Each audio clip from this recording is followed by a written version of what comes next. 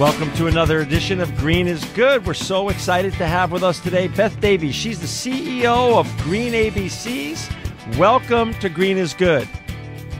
Thank you so much for having me. It's great to be here.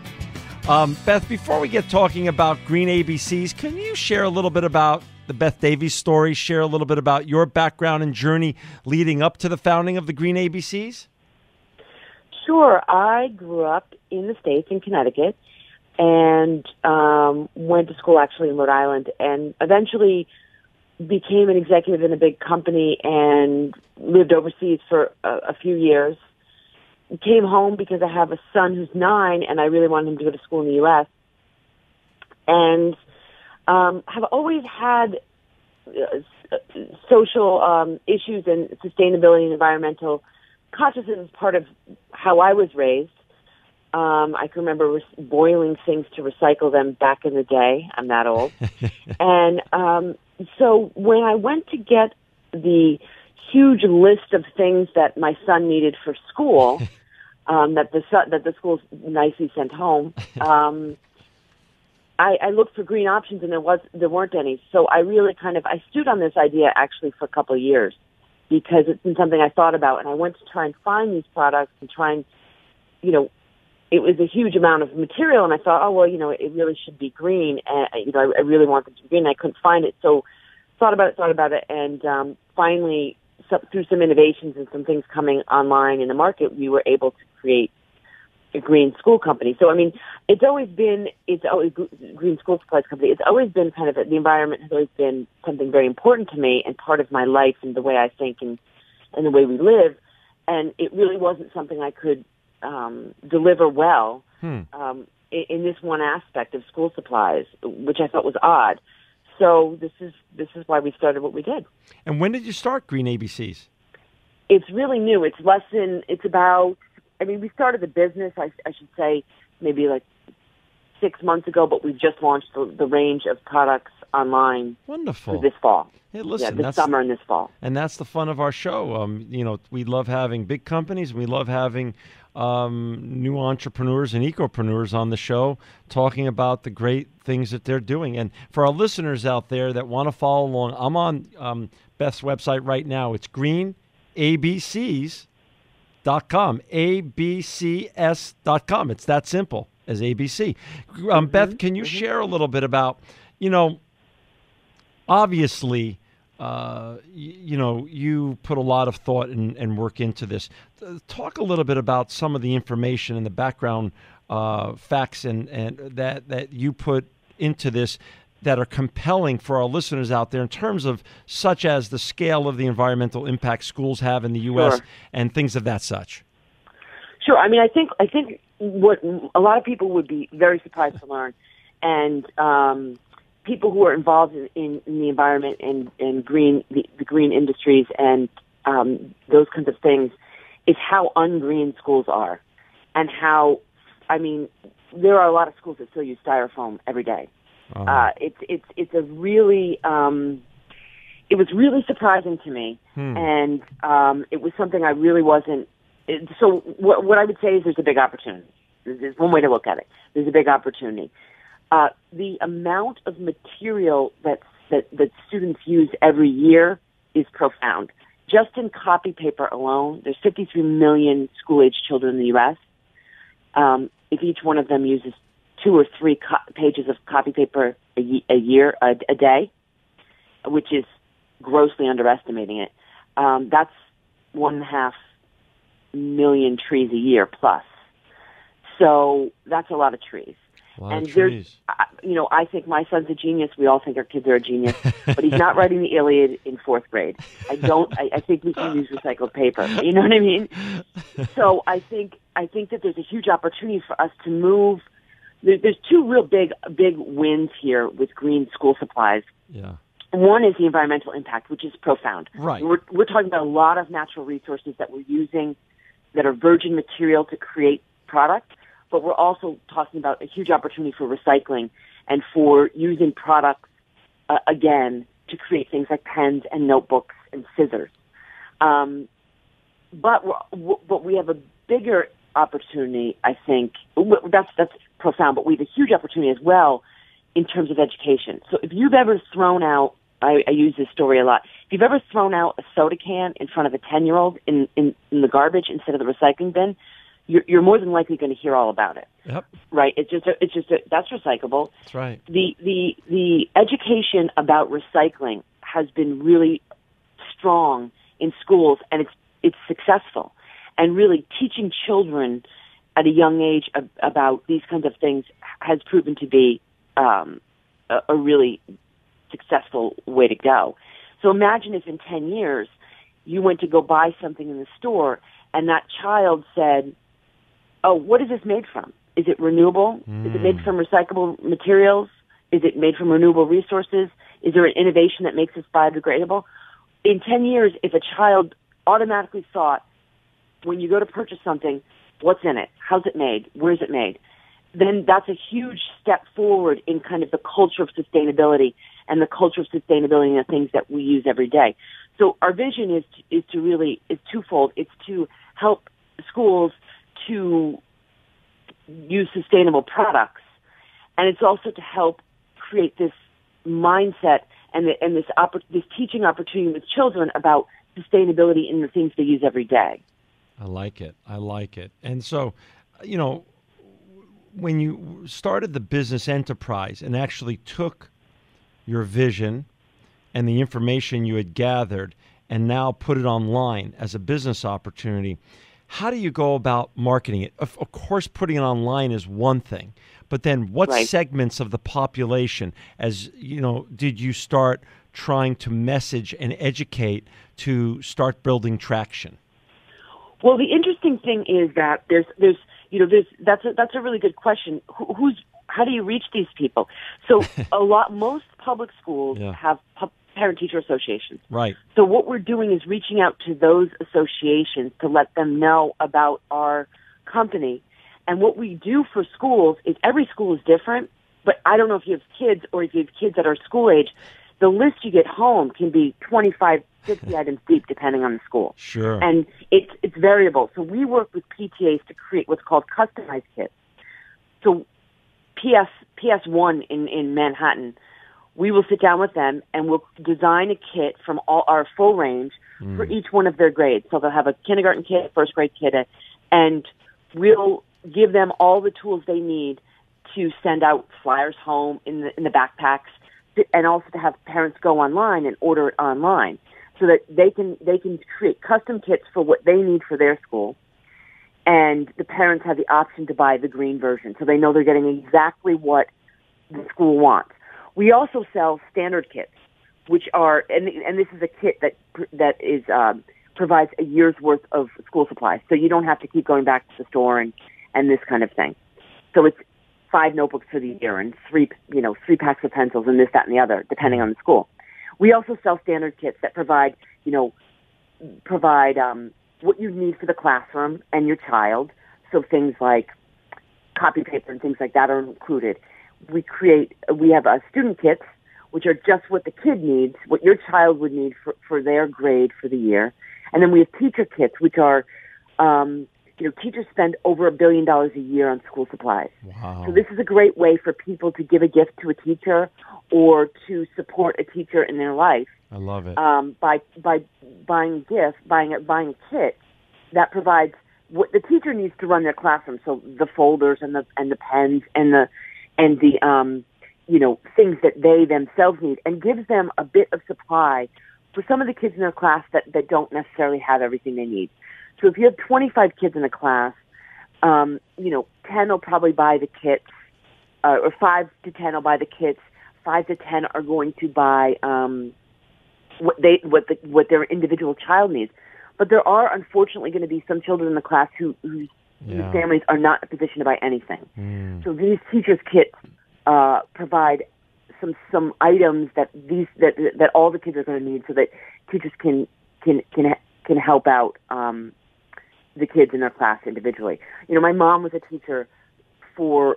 A lot of my family are educators. Actually, my mom, my sister's a professor, my brother-in-law was a professor, and my great aunt was a teacher.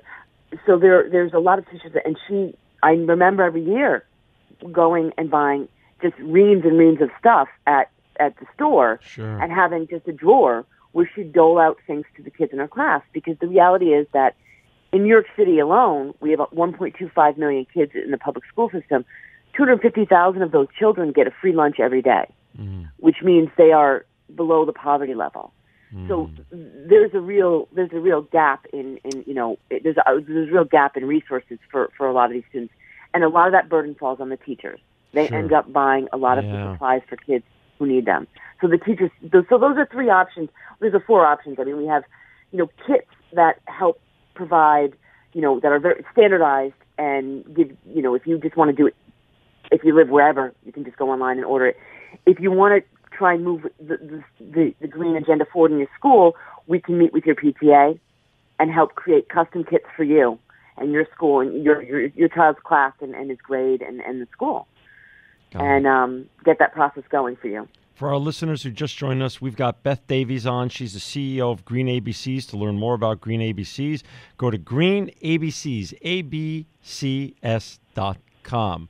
Beth, okay, so for our listeners out there, whether you're a teacher, a parent, a student, a superintendent of a school system, there's a entry point for everyone with regards to what you've created.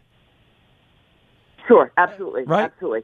Absolutely. I mean, at the individual parent level, Sure. At the teacher level, at the friend of a teacher, at the systemic level, if you're a superintendent, absolutely, yeah. We can scale as big as or as small as you want. That's how great. Our business is set up. But I think it's really, I think our vision is to green every school in the U.S. Sure. Our mission, that's our vision. I mean, that's what we want to do. Right. We feel we can be a part of that because there's really kind of four aspects to greening schools. There's the physical environment, making sure it's not toxic and it's safe. Mm-hmm. There's the consumption aspect. Mm-hmm. What are you using in your school? Are those resources sustainable? Are they green? Are they non-toxic? There's the green spaces. So that's kind of about really increasing the green in your environment, whether that's making plants in the classroom or taking back an empty lot in the next block or in the country, whether that's creating gardens. And then the fourth component is about education. So that's really creating a robust and profound environmental education component to your curriculum. Yeah. So those are kind of the four aspects of it. And we feel we're a real asset to any organization to help them create both an environmental sustainability plan, but also to help them drive the actual consumption part of their green agenda. How much, obviously, this is really, you're on the cutting edge of leading a green revolution in the U.S. school system, which is, by the way, badly needed. It's really shocking how bad it is. I mean, I really had no idea until my child got school age about, I am telling you, there are schools who use styrofoam trays every day, all day, 180 days a year. Still. And I just, wow, okay. Where are we going to go from there? So there's a lot of opportunity, like I said. Beth, how many brothers and sisters in arms in terms of eco and entrepreneurs out there that have you met along the way that are part of this mission and goal in some part of the ecosystem? Not exactly what you're doing, but also doing other things, other pieces of the eco pie that are helping to accomplish the goals that you've well laid out. Sure. I think that there's an organization called Green Schools, the Green School Initiative, and you can find them online. They have some really great They have some really great tools and assets for people in terms of creating a green and a sustainability plan for your school, and giving some information about what the impact of the environment is. There are some places in the United States that are doing a good job. So San Francisco, San Diego, their public school systems are really kind of leading cutting edge in terms of using really recycling more so than pre-consumption. So the issue is that there's really not. I mean, to be honest, there's not a lot of this going on. Most schools and most educators are talking about post-consumption recycling, which is very, very important. I mean, we go through 50 million bottles of water a year as a country, but we only recycle about a fourth of them. Right. So that's not good, obviously.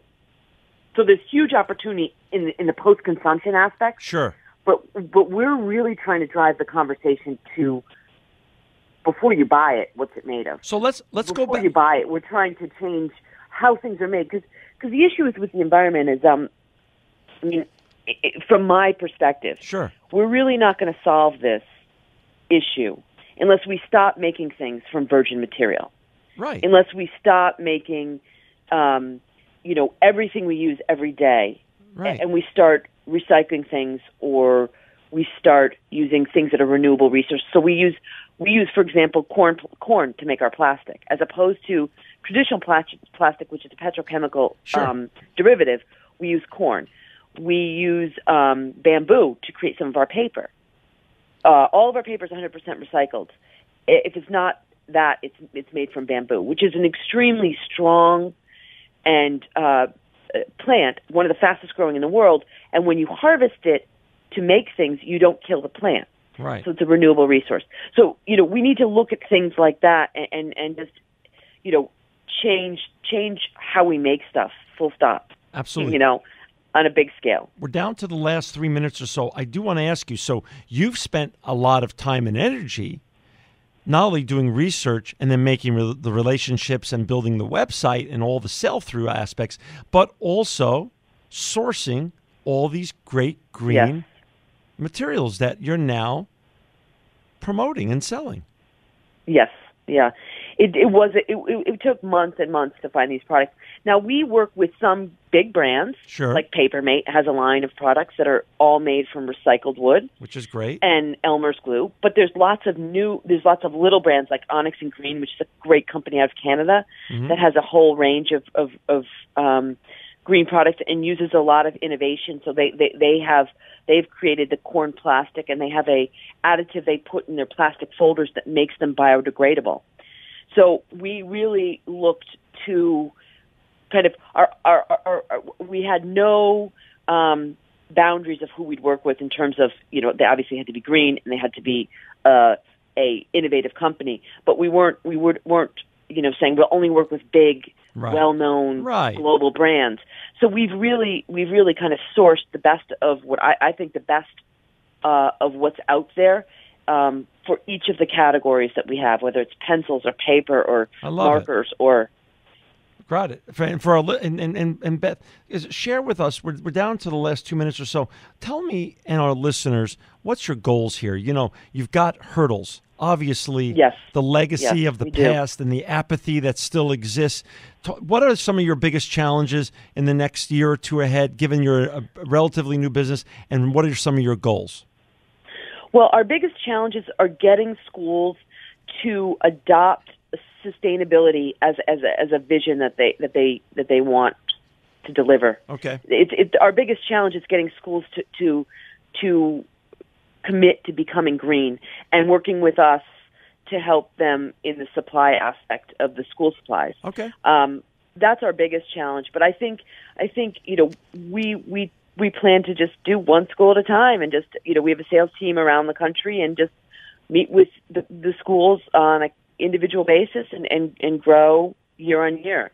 And our vision is to help every school become green. I think that's a great vision. And for our listeners out there that want to learn more about Beth Davies' company, go to greenabcs.com.